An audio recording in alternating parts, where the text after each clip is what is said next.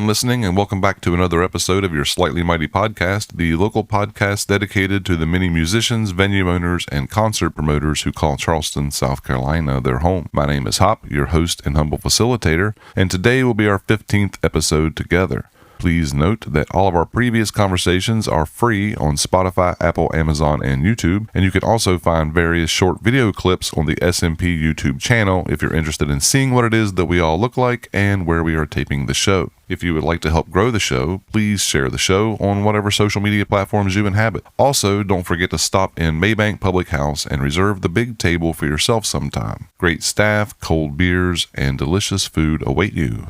For today's show, we have two amazing local artists and impresarios who I am proud to call my friends, Mrs. Zandrina Dunning and Mr. Stephen Washington. In addition to being a wonderful singer and band leader of several projects, Zandrina's diverse career spans everything from concert promotions to hosting her own long-running radio show. Likewise, Stephen is a much sought-after and well-known pianist, vocalist, and musical director. I would also like to state up front that the idea for this show stems from a conversation I had with Zandrina and Stephen almost a year ago. Both were very supportive and offered a lot of advice on how to get started and what I should focus on, and so I'm glad to finally be able to host them here on the SMP. Welcome to the show, guys. Hey! Pleasantly surprising intro. Surprising? Wonderful. I love that theme song. Nice. Excellent. Pleasantly surprising. Yeah. It's very happy. It gets everybody ready for a happy conversation. That's right. Let's go. All right, so let's go. So what are some first musical experiences that were, help shape where you are, who you are? How far do you want to go back? Back as far as you want to go. Let's go. All right. There was a time. And you can sing like that the whole time if you want. She would. Let my mom tell it. I was in the bathtub when she first heard me sing. When I was about 3 years old, it was Karen White's Superwoman. And she overheard me while she was brushing her teeth and said that you're going to be somebody, baby girl. And later on, I joined talent shows in elementary and middle school. And don't know if you remember, but Saddam Hussein. Yeah, I remember him. The Gulf War. Yeah. Back in like Refresh my 89, memory. 90. He was a trumpet player, wasn't he? Oh my God. What did you do again? I was MC Hammer. That was my first time getting on stage by myself. Oh, nice. MC Hammer. With the pants? Yep. My Nice. mom made the pants. And that was the thing. Like, she always supported everything I did. So I was MC Hammer. I did Can't Touch This. And then, Of course. fast forward, got involved in gospel groups, local gospel groups in Somerville. And then went off to college, majored in music industry, was in the gospel concert What choir. college? South Carolina State University. Go Bulldogs. Okay. And it was all music. And then somewhere along the lines, I wanted to do communications, but kind of forgot about it. And then I got a little part-time position working at the jazz radio station at South Carolina State University, but then forgot about it when I graduated until I got into the OM radio scene. And I was asked, the opportunity just fell in my lap to How have my own long radio have you show. been doing that? It's been about 3 years now with OM Radio. So I didn't realize how much of a love it was until I started interviewing people again. I was just like, this is where I'm supposed to be. So, just encompassed all of it along the years. I'm grateful for the experiences that have shaped who I am today. Okay, I'm going to back up a little bit on gospel. Tell me about this. I don't really know much about the gospel world at all. So how was that? What was that like? Absolutely. I can tell you that you can talk to 9 out of 10, maybe even 10 out of 10 of the musicians / singers of color in the Charleston area. They'll tell you that a lot of them got their start in church. So I came from Boston. When we got down here, I was in like 4th grade and met a girl, and she was going to a holiness Pentecostal church out in Somerville. And it was called Faith House of Prayer. Shout out to them. And Pastor Alston. And started singing there. And then that branched out to some people that I went to college with, high school with. We started a community choir. And so, it just grew from there. And then I started singing with a group called Focus, who Stephen actually played with. And we kind of passed each other like thieves in the night, when I went to... I think I've heard of that, actually. Yeah. Maybe I've heard you talk about it or something. It's kind of crazy. Like when I left the group and went to college, Stephen started playing with them. So it's pretty cool. We knew some of the same people like growing up, and it's a cool thing. All right. What about you, Stephen? Yeah. Yeah, my whole background is church. That's where I came from. Most of the musicians that I know, that's their background. It's just something that's kind of embedded. How do you become the church musician? I mean, what do you do? Do you have talent first, or do you just show up and they're like, you're playing keys and that's what's happening? You know, believe it or not, there's so much. Man, I wish there was a way to just kind of just naturally explain it. It's a God-given talent, God-given gifts that are given to people. It's not just in our culture. I believe God gives gifts to everyone. Sure. But just as far as musically, I mean, you can kind of trace the sounds, the rhythms, you can kind of trace those things, the spirit. You can trace those things all the way back to the motherland. It's just kind of embedded in our DNA and our ancestry in our culture.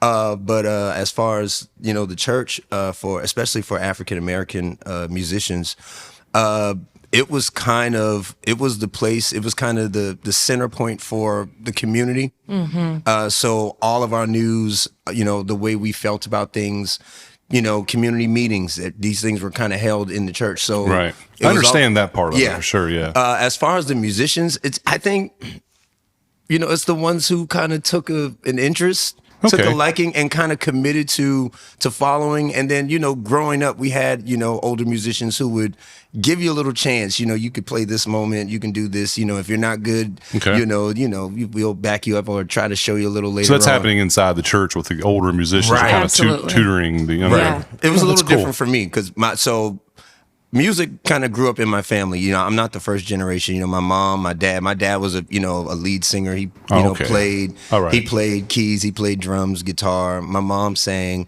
My sister sings. My brother sings. They all play instruments and things of that nature. So it was kind of in my family. Grandfather, grandmother as well.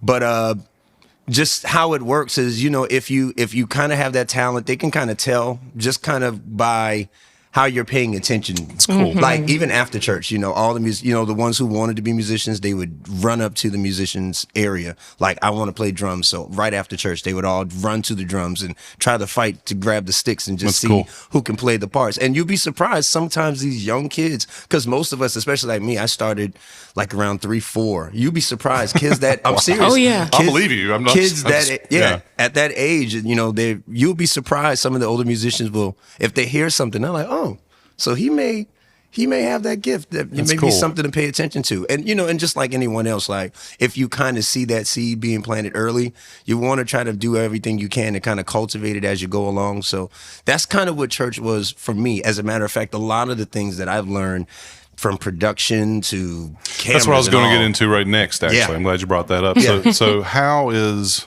if you're getting this education essentially at the church, right. and then you're coming out to this, secular, basically, industry that we're a part of here, how does that help you in this? It's a great foundation, number one, and it just gives you the tools you need, maybe not the business acumen so much, but just the like you said, the God-given talent, you're using that God-given talent and it can transfer throughout any genre of music, and what are the tools that you're talking about specifically? I mean, like what kinds of things did you learn at the church? Like, is there a song book there that you all kind of know, or is there, you know what I mean? Like that song structure, I would think. Okay, that makes lots of sense. A lot of song structure, you get to learn the patterns, the rhythms, the cadences, the melodies. Yeah, and the hours. Like you put in a lot of time. Right. Yeah. That you have rehearsals every week. Whether you're singing or it could be the band rehearsals. Like you're there. Like if you want to be a part, like you have to be there. And then they teach you, if you're going to sing, you need to be there on time. Band players, like if you're going to be there, we have to be there before. And you learn young, like especially if you want that opportunity, you're going to make sure that you're in place. And absolutely. So preparedness, things like that, preparation. Yeah. Even on a younger stage, you're just like, when my time comes, when that opportunity comes, because you never know. Yeah. I just want to make sure. And 9 times out of 10, you're already home. You're already listening to certain songs you like. Exactly. You hear some from your parents maybe or your friends. You're just playing along. I've just played along as I was going, listening to music. Yeah, right. Things like that. But, just being in that environment, it really shaped a lot. And I think what helped from there is once I was able to make the transition, because it is different. It's a huge transition. It's a way different world. And I think the thing for me was being open to still being able to learn. I think the openness to learning more, because from the church, it's more of a spiritual expression. And not, I don't want to say just the secular world, but it's a lot of performance, and it's a lot of, I mean, you want to feel it, but it's a lot of business, and it's a lot of performing, and there's a lot of songs that you didn't know. And so you had to take the time and learn not to just play the songs, but to know how to play songs, to know how to play with the band professionally, to know, how to, put the best musicians together to form certain things, understanding that, jazz, if this person is really, really good at jazz, then let them play jazz. If they love it, let them do that, and things like that. Yeah. And it's crazy because the parallels, it's something else, because you can get so caught up in one world, right? And then you have to say, like, you have a wedding and you're having to play these same songs every weekend. You start to get a little tired of stuff, you know what I mean? But that passion is something that hopefully can just take you through. And you got to find something. I remember Stephen has always said, you find something that you like and you gravitate towards that one thing, so it can take you through in the mindset, and just feeling good about whatever you are playing. Okay. Yeah. So how supportive an environment is the church? I keep going back to the church because I just don't know, and I want to know. Yeah. So how supportive is it there? I mean, like, because you're learning in front of people. Yeah. Right. I think it depends, to be honest. It does. It definitely depends. Yeah. It depends on the environment that you come from, because so many churches are so different. Right. Well, that's true. Yeah, I guess that's true. There's just so many great musicians coming out of there. They have to be like getting the eye sometimes. You know what I mean? And you will. And I think a lot of that has a lot to do with what I've learned coming from where I was coming from. It's knowing how to be disciplined. Mm-hmm. A lot of times you want to play so bad that you just want to get everything you have in your mind out in the song. Right. It's like, this is not the time. It can become more of a distraction than it is helping anything. So sometimes you get the eye because you could be doing a little too much at the moment. True. Or that's not the time for this. Or things like that. So it taught us discipline, taught us how to play the structure of the song. Yeah, and then unfortunately a lot of it has to do with who you are, outside of church as well, because, a lot of Charleston is small, and a lot of people know the same people. Right. And you can get the eye for just being who you are. Oh, I see. Yeah. Unfortunately. Politics to navigate as well. It's those. Okay. So I heard you mention us. How did you guys meet? At what point in our lives? Let's speed up to the meeting. Jesus. When we cross paths. As I said, Stephen and I have known the same people growing up, and we don't remember the exact time when we first met, but I feel like my earliest memories of seeing Stephen was actually outside of the church and in Trio Club when he used to play with Kiana Parler. Yeah. And that's my story, and I'm sticking to it. I think that's what it is. I think I was there. We were playing Trio Club. Oh gosh, man! Shout out to Kiana Parler. Who all was in that band? Let's talk about it. Yeah. Oh man! So it was Kiana Parler, who's like my big sister. We've been doing that now for maybe 18, almost 20 years. Just like that. Kiana Parler at lead, myself at keys, JT Rollerson. Wow, nice band. Levante Green on bass. Nice band. We came up.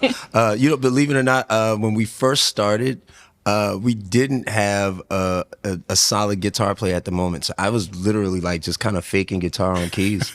Honestly. Hey, I've heard you do that. Does it works so for well. me. Yeah, and then, definitely. and then of course, Adam Fallon, who's in LA now. Adam Fallon came on the scene, and he was like he just fell right into what we were doing, and it was amazing. And of course, Greg Loney right after that, who's just like amazing. He never runs out of ideas. Never. Man. That guy is his mind. Unlimited. I like listening to you two play together because you're always one upping each other, but supporting each other. Definitely. And it's funny. We've having been a good time that. together. Yeah, we've been doing this, recording and down through the years, man. That is definitely my brother. Good, good, bad, and indifferent. Mm-hmm. We've been through some great things, been through some low times, but that guy, just musically, man, he's amazing. Yeah, he's something else. Yeah. Phenomenal.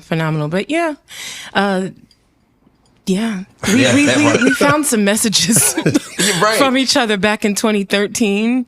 And those are the earliest ones that can be dug up. But before that, I'm sure there's some other stuff in my old phones that no longer work or just have to be jump-started.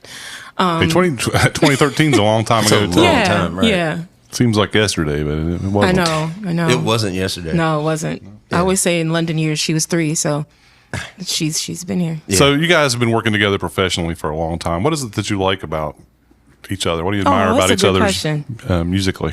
Go first. Me? You're on the hot seat, bro. All of a sudden it got hot. Okay, so I'll tell you what. Well done, Z. Right. Yeah, she did that.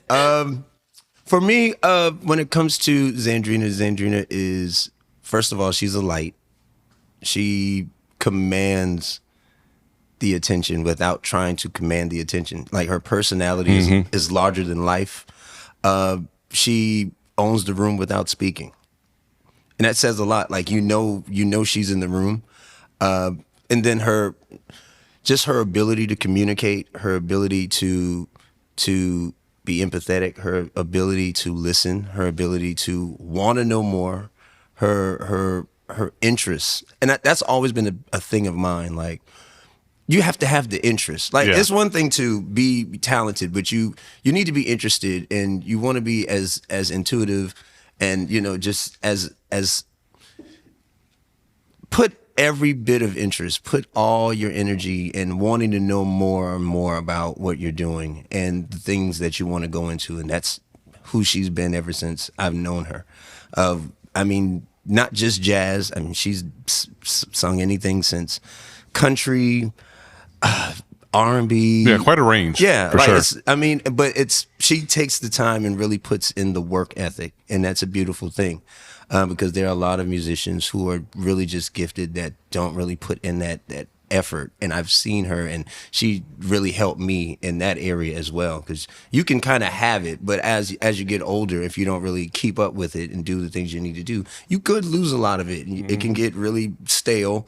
And, doing it for so long, sometimes you need to have a moment or have people around you that you can buff off of, that you could, gain some, hey, some honesty too. Yeah, exactly. And so that's been the thing for me. And I mean, let's not even talk about the fact that she can sing. I said everything about not singing, but she can sing. She has an amazing voice. People love hearing her sing, and they love seeing her on stage. And that's one of the things I can remember early on, just gravitating, like, people just kind of stand out. Yeah. So actually just turned that around on you, really. Wow. That's beautiful. Thank you, Stephen. Yeah, no doubt, buddy. You're quite welcome. Yeah, that's a great question too, Sean. We don't get that kind of question often. No. So it's beautiful to hear, number one, and I'm just soaking it all in. Stephen, I don't want to sound like a mirror, but you do those things for me as well.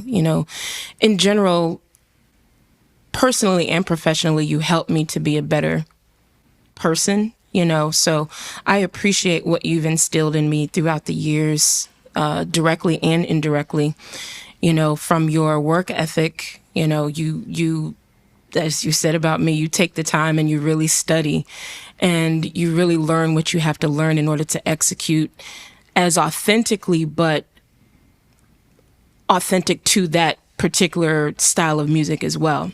So you put yourself in everything that you do, but you're so true to the genre and true to the music that you play. And that you can't really say that about a whole lot of musicians here. There are a few, but I think that makes him stand out so much. And that makes him a teacher. He's a maestro, he's a virtuoso, because he is taking the time to study and to bury himself in whatever he has in front of him. He's phenomenal. And I can remember the first time I saw you play drums. And I was just like, wait, what? play drums too? Get out of here right now. He kills the drums. You're out of here, man. It's my first instrument. Wow. See, a lot of people don't know that. I didn't know that. Yeah, cool. It's his first instrument. And I remember being in awe of him playing the drums. And then I heard him sing for the first time. I was like, wait, what? Yeah, right. You know, and your tone is ridiculous. Nobody sounds like you playing, singing. You're just a great person, and people gravitate to you, and you're a light. And I could go on and on and on. Oh my gosh, this is turning into a love fest. No, I said, I don't want to sound like a mirror, but doggone it is what it is. So I appreciate you. Cheers. And I'm done. Tell me some things y'all are doing. What are you doing? What are some projects you're involved in now? What are you moving in towards? What are you looking on the horizon? So I haven't said anything yet. Hit it. I'm so excited. Let's hear it. I'll start here. Start it. You breaking some news on my show? I'm breaking. This is breaking news. Wish I had a sound. I'll have this Man. sound. Bing, bing, bing, bing. No. That's all I got. So I know it's not going to come out, the show's not going to come out today, but this is me speaking today. Today, come on. I found out that I was asked to be a part of an experience, to curate an experience for a nationally recognized Black-owned, women-owned skincare line in Essence Fest. Yeah. Nice. Excellent. So excited. I'll be talking to people in the booth and getting their affirmations, and I'm excited. So that's cool. Yeah, been doing a lot of hosting. I enjoy hosting. I enjoy just being in front of people. And I told Steven this other day, like, you've helped me when it comes to interacting with people, because a lot of people don't know I'm an introvert. He's an introvert too. We're actually ambiverts. That's why I'm doing this show, to kind of learn to get out of that shell a little bit. Yeah. So we're introverted with extroverted personalities. So we enjoy being in front of people, but we need our time to retreat and, get our strength from that. So doing TEDx last week, it fueled me. It added so much fire, and I'm so excited, and I feel like I'm on a new plane. And I can't go back. Cool. So I'm on it. I'm excited. So there's so many things on the horizon. We're working with Ann Caldwell as well. I'll let Steven talk more about that. Yeah, absolutely. Well, so we're working with Ann Caldwell. For those people who don't know her, she's please explain. She's like a veteran in the jazz world here in Charleston, but she's so much more than just a jazz singer. She's a new author. She just wrote her first children's book called Going to See a Man About a Cow. Does she write poetry too? Not really. She's a storyteller. Yeah. I've definitely come across some of her writing before. I don't know how, but she's a super knowledgeable individual, and she knows her history. Okay. So she's doing a great job just enlightening people, educating people, and just giving them perspective on, the things that she's gone through when she was young into today, and how the world's changed, and how we need to hold on to, a lot of stuff that happened back then, because that's as a result of, why some of the things are the way they are now. So Going to See a Man About a Cow. No. So how are things now? No, we're not going there. We are not going there. I got the finger in my face, so we better move on. We're not going there. No, I didn't mean that. I'm just messing with you. Yeah. So I try to stay away from that stuff with the show, but my God. I know, right? Go ahead. No, that's it. I mean, back to the creative world. Yeah, we're working on the audiobook. So we're in final edits right now. So should be turning that back in to submit it, and hopefully it'll be published and get that done. And yay! So that's one thing. Yeah. And explain what you're doing for it.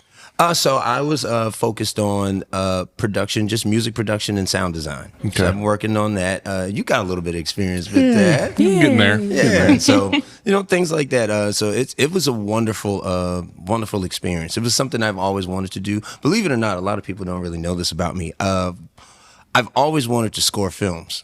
I wanted to do foreshadowing. Yeah, that sounds great. Yeah, that sounds like a great job, right? That's one of the things I've always wanted to do since I was younger. When I actually started pursuing a musical career, that was one of the things I was really, really hoping. I'm like, so my music, the way I play it, has always kind of been, if you wanted to kind of give it a sound, it's kind of more cinematic.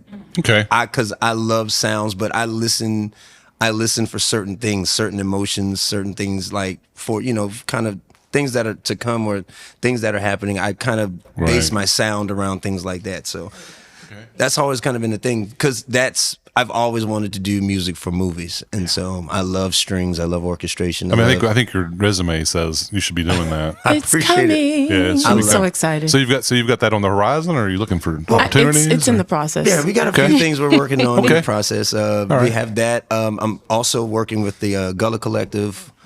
We have that project coming up. Shout out to C.L. Baxter, Calvin Baxter. And all the people in the band, let's hear some names. Oh, it's a lot of people. Oh man, it's a lot of names. I want to do it justice. I don't want to go through all the names. Oh, that's fine. That's fine. It's Baxter's band, though, right? Basically. Yeah, absolutely. So it's an amalgamation of like musicians and producers, like just coming together, really wanting to shed some light on the Gullah culture, just where it comes from, where it originated. And we already have people, veterans who are doing that so well, by Ranky Tanky way of Kiana Parler and Charlton Singleton and that crew, and Quentin Baxter and the rest of them. So we're Kevin just Hamilton. really Kevin Hamilton. Might as well name them all. Clay Ross.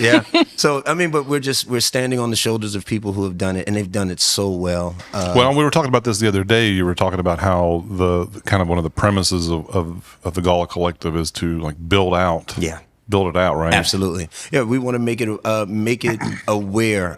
They had a conversation with the Recording Academy, I believe maybe a few years ago, to bring awareness to the Gullah sound as well as the Gullah culture. It should be considered a genre, a real genre, because it's probably the earliest form of rhythm and sound that we have in the South. And so like that's something that came across the water. Yes, that's something that wasn't just birthed here. That was something that was brought here through pain, through trial, and through survival. Come on. And that sound, a lot of times we hear second line, but I believe second line is a variation, or which I call, it's a derivative of the Gullah sound. I think you're right. That's good. Yeah, it's a derivative. Actually, after the episode that I did with Charlton, he kind of turned me on to some things after the show. Actually, I went home and like listened to it all. And I'm like, I kind of agree with that. Actually, right. There's a lot that I don't know because I'm coming from a completely different part of the country. So and we're all it's fantastic. We're all learning it.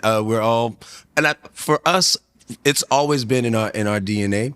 It's always been a part of the Black church. It's always been a part, especially in the South. I mean, that clap by itself, that beat, that rhythm, it's always been something that's been like the backbone and the heartbeat of our sound coming up. I mean, and it's exploded over the last few years. I mean, the Low Country sound has, especially even in the gospel field, I mean, it's kind of carried over and taken a space, even out beyond Charleston. A lot of people in other states and other cities are like, that I need that Low Country sound. And so it's a thing, and I wanted it, and I'm glad he's doing it. It's bigger than gospel. It's really an imprint on American music. That's good. Yeah, absolutely.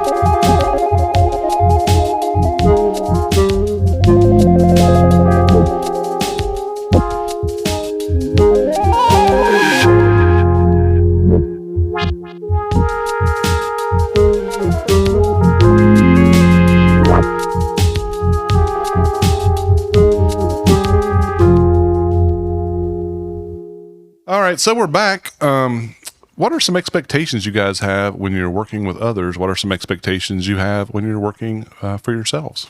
That's a great question. Yeah. Hit it. So we talk a lot about who we can see in the positions that we see them in. And it depends on what we're hiring them for. You know, I'll use Pink Floyd as an example. We produced the Pink Floyd tribute for Piccolo Spoleto finale 2023. And we're both visionaries, and we could both see and hear, you know, the end result. And so, number one, they have to fit into that genre. Sure. They have to have good work ethic. Right. They have to be professional, you know. I mean, that's across the board. And then the look, you know, just same. Yeah. Cohesion. Yeah. It's a big deal. Wanting people to get along. That's a big thing for me. Same. I enjoy being with a band of people who aren't hard to work with. Right. No egos. Yeah, no egos. Like, it makes it a whole lot easier. Right. You can get the job done, and it's not just about just doing the job. It's about, you know, enjoying every moment until you get up there, and then enjoying that because you've already put the work in. And this is just the byproduct of what we've done behind the scenes. Absolutely. They have to have passion too. Yeah. That's a good point. I like, so you're basically saying all the production stuff's the work and the playing's the fun, right? Yeah. It should be. We should have fun the day of. Yeah, absolutely. Yeah, it should be. You should put the work in to make sure when it's time to play, you can enjoy yourself. Mm-hmm. Like, I can be honest, you know, as musicians, and I hope, you know, at some point in time, you know, we can get as many musicians to come together and just really talk about some real experiences. We do our best trying to put on this front that we're professional and we've done it right every time. But the truth of the matter is, you know, we have had attitudes sometimes, you know, and we've come on the stage and we didn't have things together. Mm-hmm. There's been time I've forgotten parts. Same. And I wasn't prepared, you know, and I'm not saying that that's where we are now, but, you know, musicians go through these human, you know, these frailties, these flaws, and ups and downs. So it's a part, and so agree. and we understand that, and so, you know, we totally understand that, you know, there'll be days where everyone's not on their, you know, on their P's and Q's, but, you know, the goal at the end of it is when we're hiring or when we're calling these people together, regardless, we know that we can trust you to do this job and, you know, put your best foot forward. And not just in your vocality, and not just in your musicality, but even as in your personality as well. And so all the allergies. Like all the allergies. Yeah, trust is a big one. That's a really good one. We have to trust you to do the work and trust you to execute on stage. Right. Mm-hmm. That's good.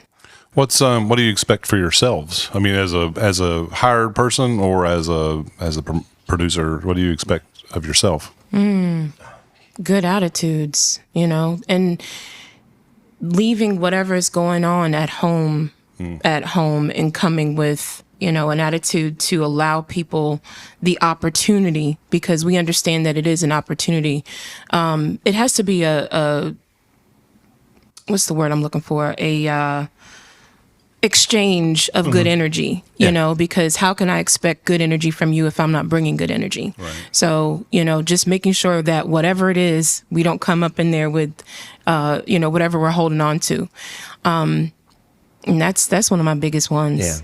For me, it's just trying to, especially now, wanting to make sure that I'm putting out the best product that I can put out. And nowadays, you know, it's not about just, you know, if you have something to offer, just going to do it by friendship or support. You know, you actually want to have something good to put out. So, you know, whether you're a musician or a singer, you want to do everything you can, you know, to try to continue to work on that. No matter what stage you're in, you know, you could have been a veteran, you know, you could have been just starting, but the goal is to continue to always want to get better. No matter, like I said, no matter where that is. I'm looking for new equipment right now. So how do you guys rehearse? I mean, what are you doing at home to prepare for gigs? Like, or what are you? It depends on the What's gig. your practice schedule like? I mean, are you rehearsing daily, or are you? Sometimes, if it calls for it, you know, we'll look at something. We'll listen to the music all the time. Like if we have something coming up, that'll be what we have, you know, playing. You're living inside it. Exactly. You know, most of us, I think, probably try to do that. I hope. Yeah. And another big one, I want to rewind just a little bit. Sure. Authenticity. Oh yeah. just like what you were saying, if I could just wrap it up in a word, authenticity, and if, whether it's professionally or personally, just coming in as our authentic selves, because, it's easier for people to be able to come to us with whatever they want to come to us about, and us as leaders being able to receive whatever it is. So authenticity is a big one. But as far as preparing for stuff, we research, we watch videos, I know for me, like if I have a set list that I'm working on, that set list becomes the soundtrack to my life. That's for good. The next, right. For the next, it just depends on how between that time until the time of that show. Yes. If I'm picking up my kids, if I'm picking up my daughter from school, it's on in the background. Same. And I'm picking out, and I want to encourage, especially auxiliary players, like when you listen to songs, pick out all the parts in the background. That's good. Just, enjoy the song, love the song, but when it's time to like play it, just hear for all the different, nuances, like, this sound, what is that? How did you get that sound? Do they even make that sound in these keyboards, or do you have to find a DX7, and that's why he is like who that. he is. Oh, stop it. But that's just that's just me taking an interest in loving the music. And then especially from the tribute background, like you want to do the music. Yeah, you want to do it justice. You want to do it justice. I feel like that's the trick. You want to do the best you can to at least create the feel. Yeah, leave the other stuff music. to the other stuff. Yeah, right, there's time for that. That's right. Yeah, but that's always that's it. That's good though. Yeah, of course. Yeah. So what are you working on though? Like, are you studying still? I mean, like at this point in your lives, are you still reading through like theory books and stuff, or are we living in the world? We're doing it. Celine, I'm studying Celine stuff. Looking at videos and things like that, just preparing for. Okay. But in the off season, what are we doing? Well, I know for me, YouTube is big.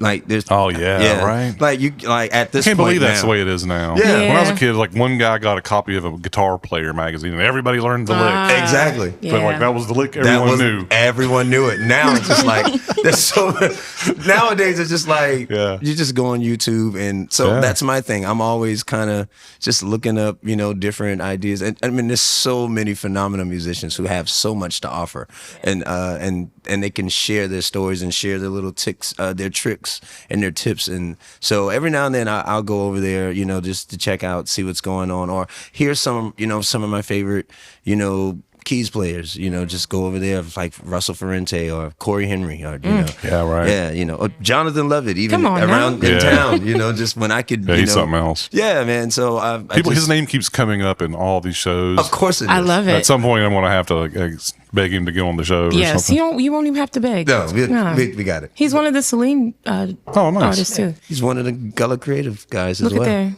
That's cool. Yeah. But same thing as Steven. Like I study Ella. I listen to a lot of her stuff because her catalog is so extensive, and I just love her nuances and her tone and texture and ability to improvise. That's a big one for me. I'm learning more and more. So I think that if we want to grow, we have to continue to feed. We have to feed ourselves, no matter how it is. We have to feed ourselves with positivity and see ourselves where we want to be and just work. Okay, so in the idea of seeing yourself where you want to be, how does that play into like projects that you're choosing?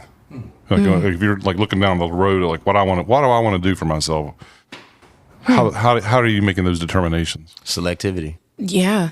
We are always working with different people, and I think that I can say that I pride myself in seeing somebody, and Steven too, seeing somebody and saying, man, they would be great doing XYZ. And we just want to help them to be the best creative that they can be, and just build their artistry as a whole. So when it comes to the shows that we do, like with Celine, Heather Rice, she's going to embody, Celine. And I don't think anybody else in Charleston, could do something like that. So who envisioned the project originally? You did? The Celine project? Mm-hmm. I don't remember. I think so. How it happens, as far as I can remember, they always just kind of ring up in conversations. Like a lot of them was just like, you know what would be a good idea? All right. We should do this. So you're brainstorming, you're coming up with a project idea, then once we come up with the you're idea, kind of imagining the kinds of people who are going to go into it. Exactly. But how do you decide to attach yourselves to it, though? Right. And that's where I was going to get to. Okay. I know she was saying that for me, and I don't want to be deep. There's to me, I feel like there has to be a compass somewhere. It's just certain things. It's not so much about what you're willing to do. Sometimes it's about what you're not willing to do. I don't do everything for money. Like, Same. so you can't sell me. Yeah. So you're not going to sell me to the highest bidder. Right. Like, because sometimes, like, you might be doing something that you really don't want to do and it's not really worth it, or it goes against who you are and it goes against what you're willing to do. But I mean, and not as far as selecting people, but as far as the things we attach ourselves to. Like, it has to make sense. It has to go with the vision in which we have with the business. It has to go with the vision for the company. And that is, it's broad enough. So it's not like there's not a lot of things that we're not willing to take a chance or take the challenge. Right. But but just keeping that in mind, like, we're not just taking everything just to say we're taking it. If we're tired or, things like that, we will say no. You're trying to curate a sound or like a professional platform or something? Or? Well, it is. Yeah. The ZD experience, right. Is production. But what I'm saying is like you're looking at the company as like the product is the company. Exactly. Yeah. Right. Mm-hmm. Right. Mm-hmm. Yeah, and I mean, it all started with the Aretha Franklin tribute. Yeah. We did that back in like 2018, and we love tributes, and we love when artists can embody the person they're playing tribute to. And I think that something happens with that person as well when they have done something that they may have not done, or maybe not have seen themselves in that kind of light, because they may just be around singing cover songs. Well, if you can embody this person, why don't you just do a tribute to them, and then people can see you and associate you with the experience that they had and the experience that you gave them, and then you can just build from there.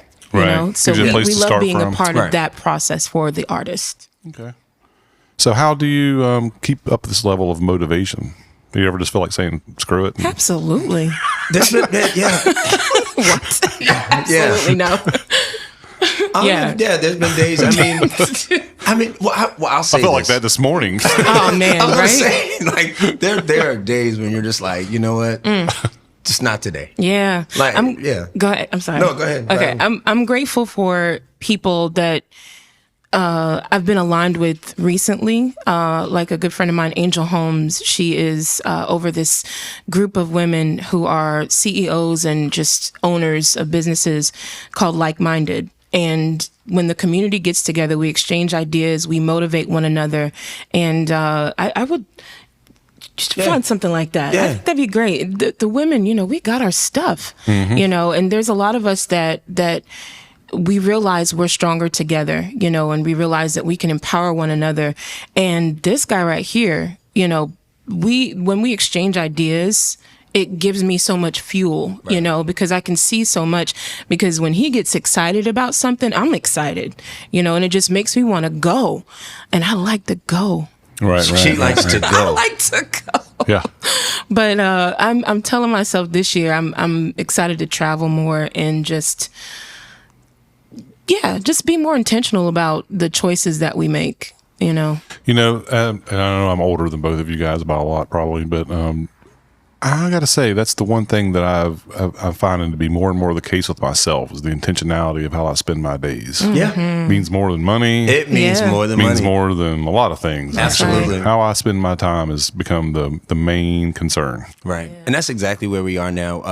For us, we're in our 40s, and time is so valuable, and it really makes you sit back and reevaluate where you are, what you're doing, and how you're going to move forward. And what you really want to get out of it. Absolutely. What is there to get out of this thing I'm doing? Yeah. You start really thinking about the decisions that you're making. And that's, and it's not like these are the only things that we have.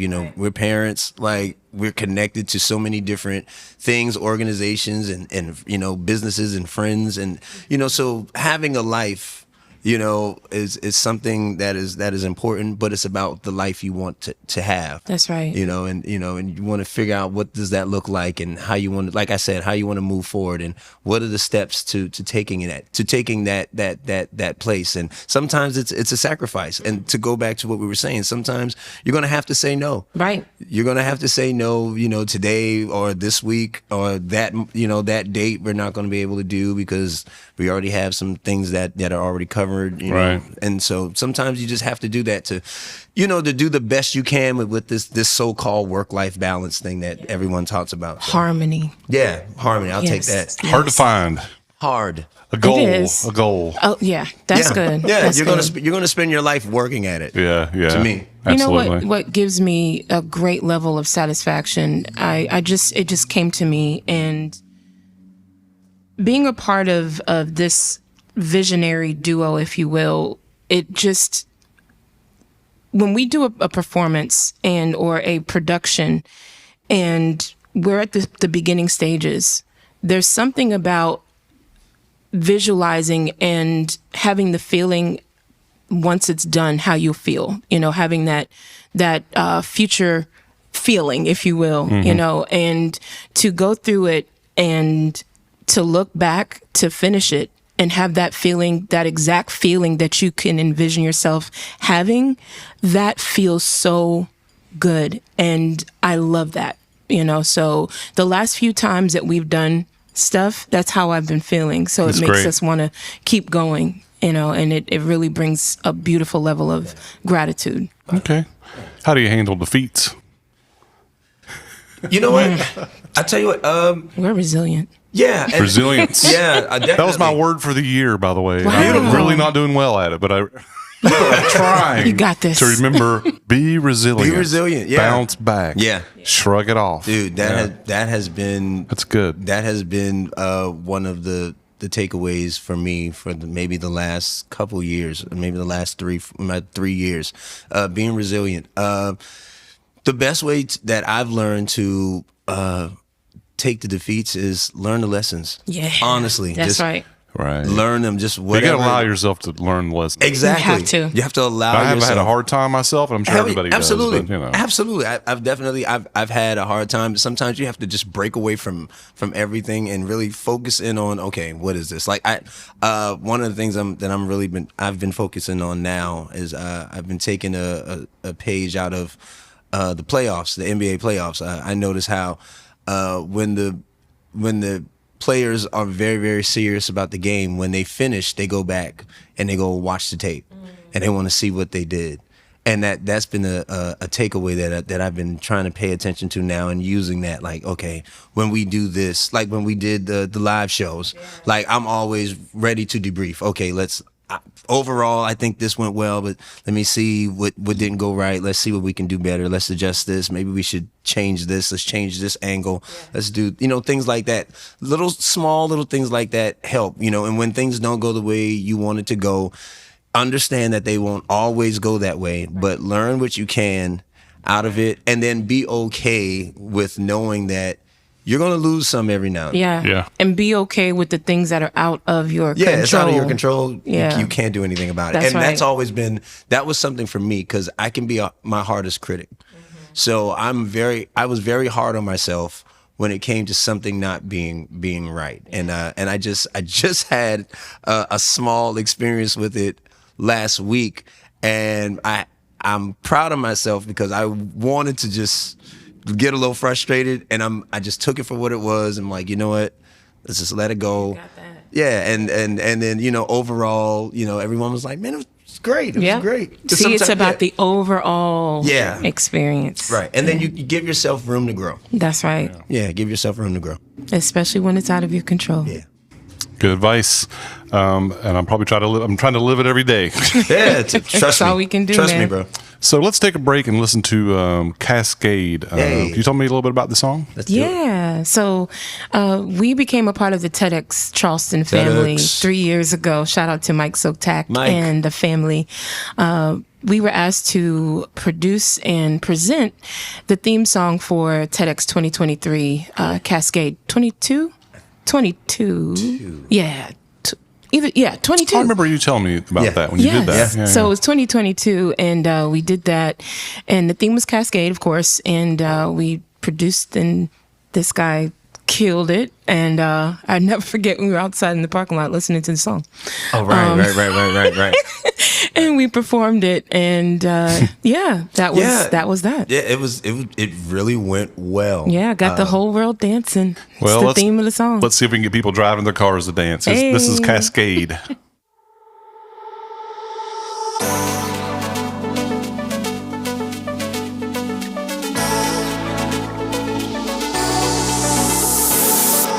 Sunlight, this vibe, and I'm ready to go.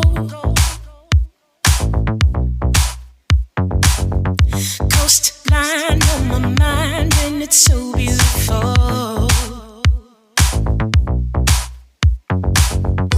No looking back, no nothing's in my rear view.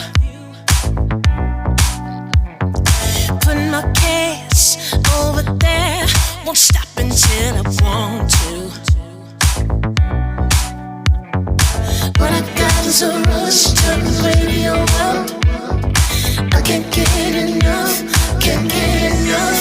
Wanna give it to the world, can't keep it all to myself, can't hold it all to myself. No, no, no, it's about to go down like a cascade. Take over, now the whole world's dancing.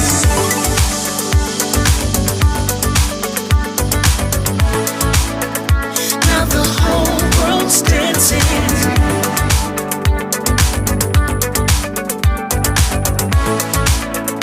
Now the whole world's dancing.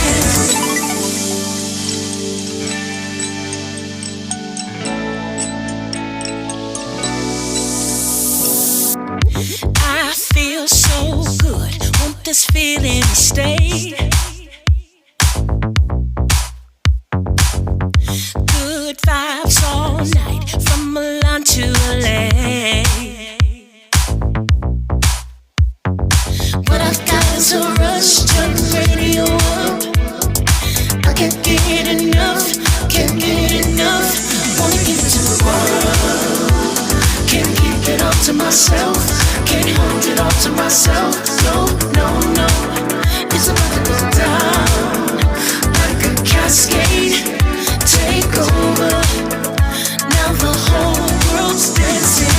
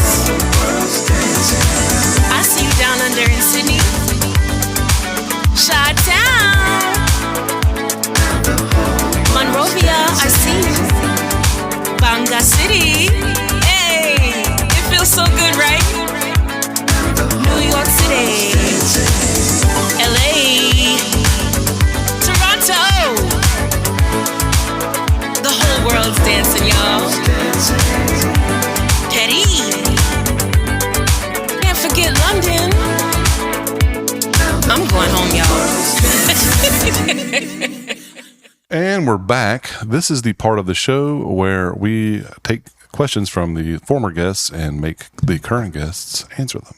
What's up, Steve Van?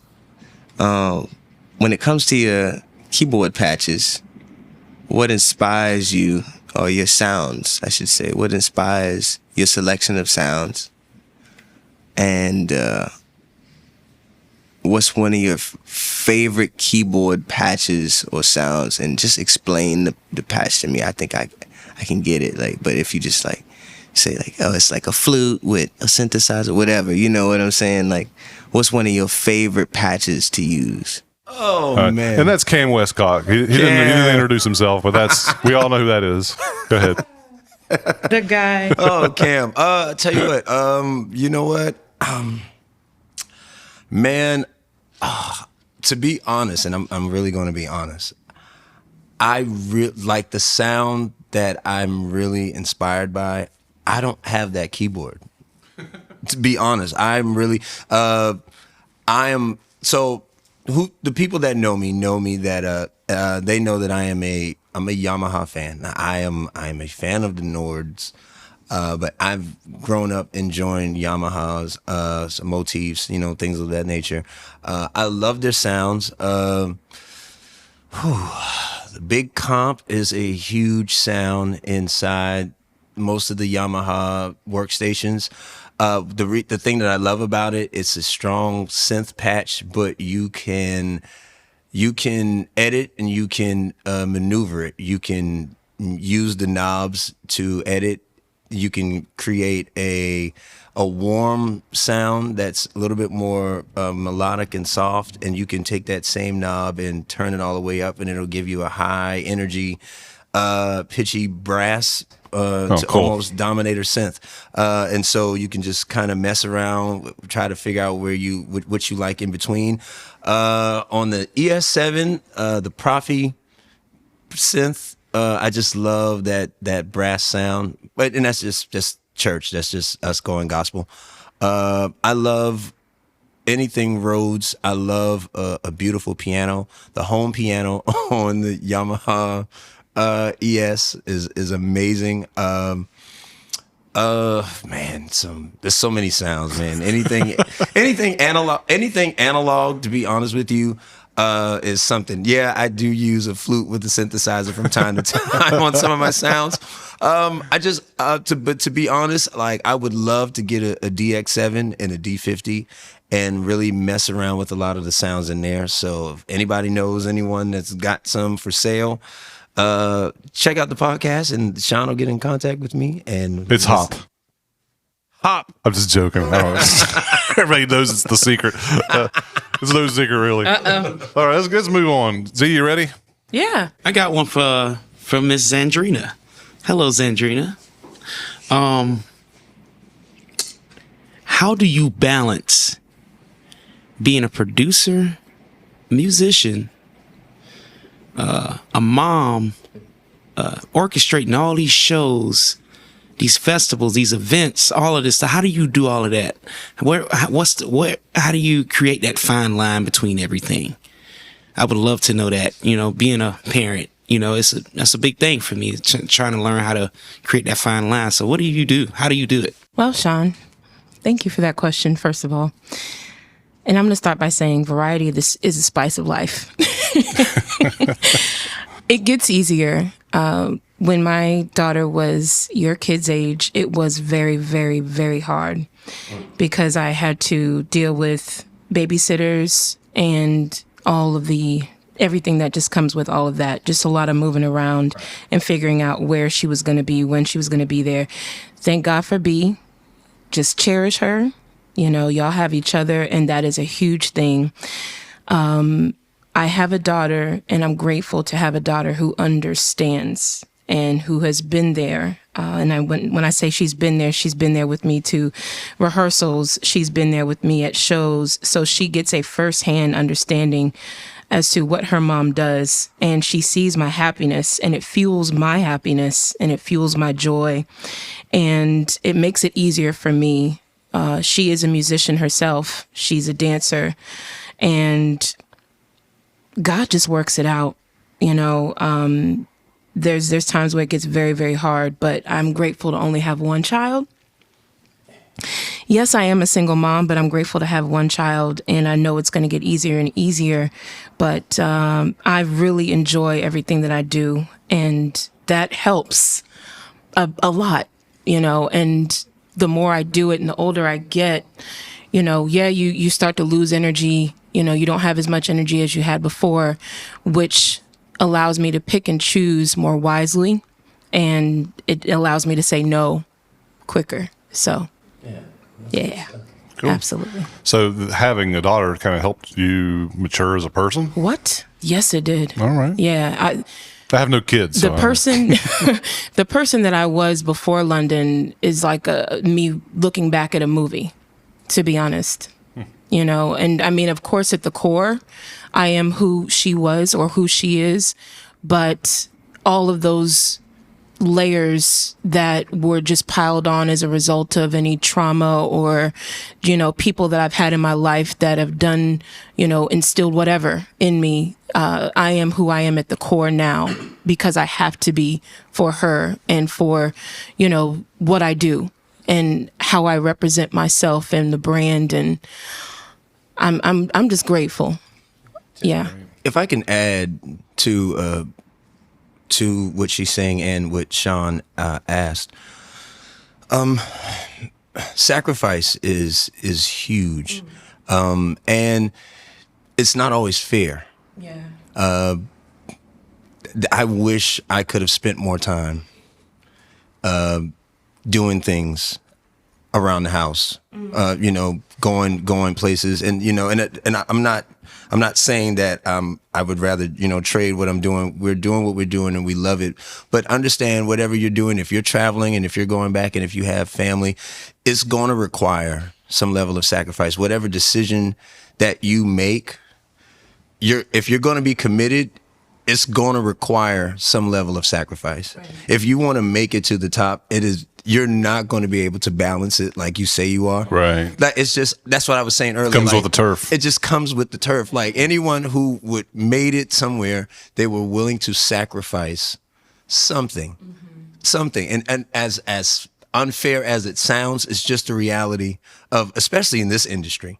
Like it's gonna require either you're gonna sacrifice money trying to put the project out, or you're gonna sacrifice a lot of time because it's good and it's gonna require you to tour, or both. You know, or both. You know, but I think the thing that makes it something to be grateful for is having people who understand. And sometimes, you know, you put your children in situations where they may not understand. Right. Right. But so, and you know, but I thought about that. Yeah, you know, and it's not always you know, a one-sided answer. There's really no real roadmap to how this goes. All I can really tell you is there are bumps and bruises along every journey. Right.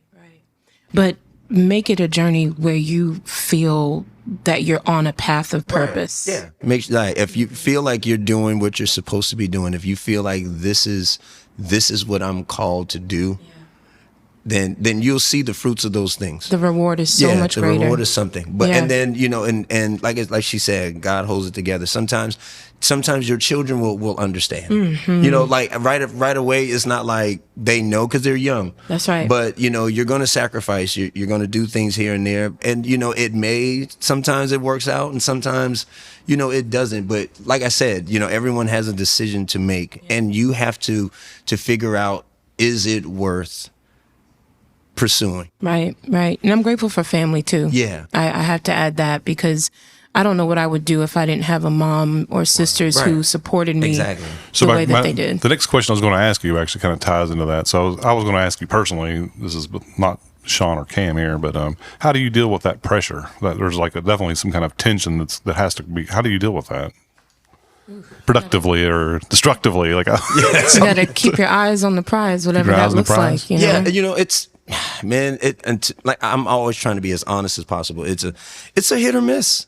It is a hit or miss sometimes. Sometimes, you know, the pressure comes and you, in your mind, you're like, okay, I got to stay focused. And sometimes you can just, it can be so many things coming at you at once, and that added pressure sometimes could be the trigger that just, you know what, today I can't take it, you know, and it's okay, you know, as long as you don't, you know, allow yourself to lose yourself in the process. You know, we have bad days, and sometimes you're going to get frustrated, but even those things are a part of the journey if you are really committed to the, you know, to that journey. You know, one of my favorite lines my mom always tells me when I'm having a rough day: go to sleep. She's like, okay. That's a good one, right? She's like, good. Just go to sleep. And when you wake up in the morning, it'll be the morning. Try again. And I always say, this too shall pass. Whatever it is, it will pass. My mom was always an avid, she would tell me that all the time. I love that. Take a nap, go to sleep. I like that.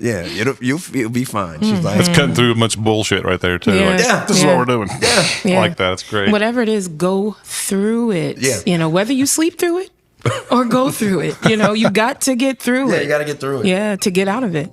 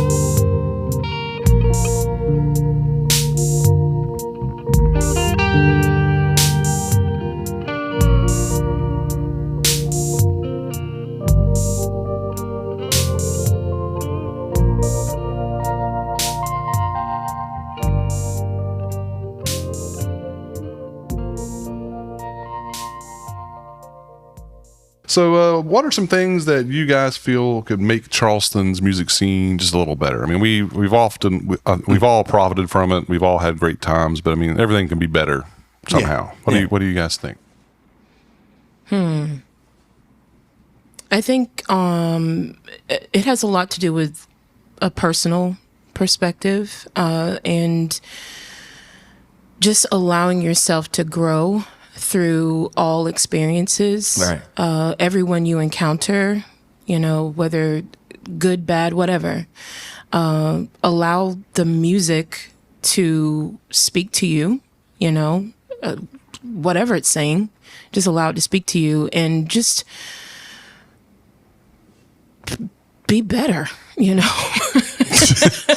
Be your authentic self. You know, it's so important, man. When you are providing someone with a service as serious, I'll say, as just good energy through music, you have a responsibility and you have to show up as your authentic self. So I think that plays a big role in allowing it to spread. So people buy into the authentic too. I mean, they'll trust you. You influence. We kind of have like a bit of a natural, we can smell an authenticity, can't we? Yeah, because we're tapped in on a certain level. It's true. Yeah, man. Yeah, creatives, we see things a little differently. That's right. We feel a little differently. I would say, I agree with everything she just said. I love the music community that we have. I've known and I've heard through other musicians in other cities that as far as they know, like we have a very thriving and wonderful community of musicians. For people who are listening, they're pointing at their shirts that say "Thrive" on them. Shameless plug. Huh? We're not giggling at what he's saying. Right. It's very serious. Continue. This is all real serious. Yes. Okay. All right. But anyway, but honestly, I mean, I would love to continue to see that grow, just that community, because there's so many musicians, and I want to see it grow beyond the genres.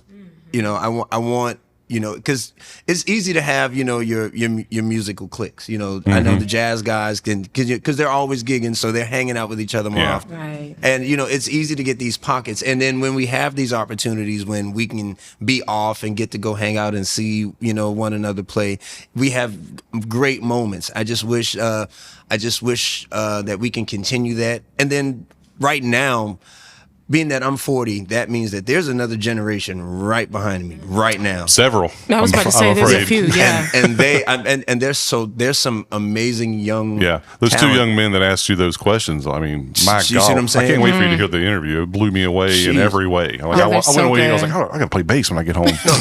No, they are so.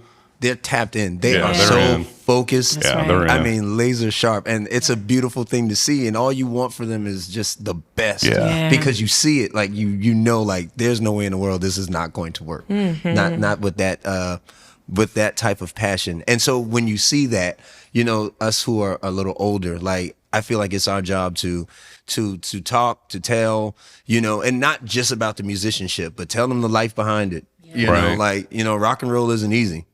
You know, like, no, there's a life behind it. So, like, you know, have those moments when we can, you know, talk as humans, you know, outside of just the musical part, because this road can get you in trouble. And we're alike more than we are differently. Yeah, you know, I agree different. with that. Yeah. So allowing people to recognize that and just showing up and being transparent. Being transparent. I was going to say that. Transparency and just helping, you know, being a village. You know, cultivating that. I love, you know, a musician community that's really a village. And I do see that, like, we have that, and there's so many opportunities for us to, you know, to continue to grow, because there's so many amazing musicians and singers and this town's got plenty of talent and plenty of venues. It's a wonderful place to live. So right now, I believe for sure. as it continues to grow, I feel, you know, and I believe that we'll grow right along with it, and they'll, you know, continue to keep not just Charleston music, but really keep the creative space that I believe Charleston has worked so hard to get to this place. To keep that not just alive, but keep it thriving, and you know, and keep it moving. I mean, and you know, create that space for this younger generation to thrive just as well. You know, Absolutely. That's it. Yeah, and I want to add something to that if I can. Sure. When you have whenever you get a vision, it's for a reason, and the more you suppress it, the louder it will be. And so I think walking into what you see is the key to living out your purpose. Living out your purpose. Sorry, I just felt a little something just now. Bad or good? Good. All right. Real good. Man, yeah. She had a moment.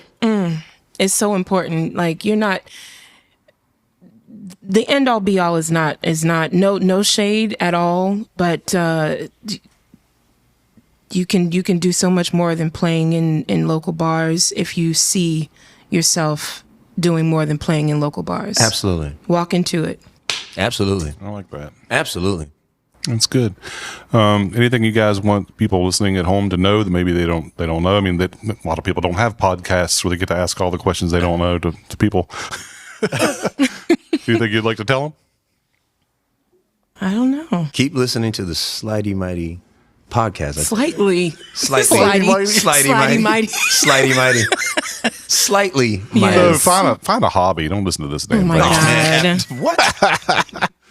No, keep supporting local music. Yeah. Please keep supporting local, period. That's right. That's the key to allowing us to continue to thrive. Yeah, Right. like, keep supporting that, and you know, go be a part. Support your musicians. Support the music community. Support artists. Support singers. Support painters. You know, support Yes. everyone in that community. It makes it makes your city beautiful. That's right. I agree. That's right. Yeah, it's the thing that really makes your city live. You know? Yeah, that's another thing. Like, we work with arts of all kinds, culinary artists, visual artists as well, and just allowing that to live. Yeah. You know, Right. and that collaboration to allow each other to just grow is just a beautiful thing. You know, just because you play music and they paint doesn't mean that we can't come together. You know, we're all creatives. agree. Yeah, we care. Actually, one of the few questions I didn't get to ask was I was going to ask you what art in town besides music is inspirational to you. I was going to ask that, but I didn't have time. A lot of of it. art. But Yeah. you can now if you want. Yeah, sure, sure, man. All of it. I mean, anything that's art. I mean, Yeah, food, Yes, you know? food. I mean, shout out to the Black Food Truck Festival. Hey, I mean, Marcus Hammond, that's right. yeah. Shout out to Marcus. I mean, it's just so many, and he does. They do a great job. Him and his team. They do a great job of fusing the food along with the art, along with the amazing talent. That's right. The singers and the bands, and you know, like it's just a big old party. Yeah, community is Yes. so beautiful Yes. and important. Yeah. We just did a gig at the International African American Museum, and it was a party, and everybody left. I think they got the energy they needed to just conquer whatever it is that they were about to Yeah, I saw deal what with y'all that week. I really wanted to go to that. Oh, had a you would have blast. enjoyed it. They had Gigs, the you know. doggone Rodney Scott's barbecue. Yeah, it free. sounded great. Charlton was it great, was man. wonderful. It was wonderful, but Yeah. we love it. Like, for us, like, we can talk about this all day because we care. Like, Yeah, and yeah. you have to care, and have to care across the board, not just the part that you do, but you want to see it all across. So Right. For us, man, like, anything that we could possibly, you know, the arts, to me, you could put it all in one big bowl. That's And right. to me, Passion it would is always passion. work. Yeah. So, like, we love, you know, poetry, like journalism, like, we love Comedy. it. Yeah, comedy. Like, that's, you know, all of it, you know. Yeah. And, you know, even, you know, things in the near future, we're trying to break into TV and film. Yep. And things like that. That's awesome. So we like, not just we want it, but we want to see it. You know, we want to see people thrive, you know, in those areas. We want to see, you know, these people that we've known being musicians and singers for so long finally get to that place where they're deciding to write their own music and put out their own, you know, albums, and Yeah. people putting out their own paintings and, you know, artwork and their own literature. Like, we want to see it all. You know, we don't want to leave it, you know, in yesteryear and saying, Yeah. the good old days we had all of this. I still believe there are people who still really, you know, hold dear and hold true to those things as they are. That's right. Yeah. Well, go ahead. I'm sorry. Sorry. No, go Just ahead. say one more thing. No, you can say all you want. Just a big deal, and I don't want to get too deep. Leave here empty, right? That's the first thing. And I say, leave here, like this earth, leave here empty. And then what do you want people to remember by you? You know, Right. you by how you made them feel is a big deal. So we want to provide people experiences, and I think that that's a big deal for people who have the ability to do so. Don't leave it inside of you. It's meant for the next person. We're here to serve. So continue to live your best self by, you know, just shining and allowing whatever's inside to exude and bless the next person. Well, guys, thank you for stopping in and talking to us. I'll have to leave it at that for today. We will be back in another 2 weeks with another episode, and I'll talk to you then. Hey. Take care. Thank you.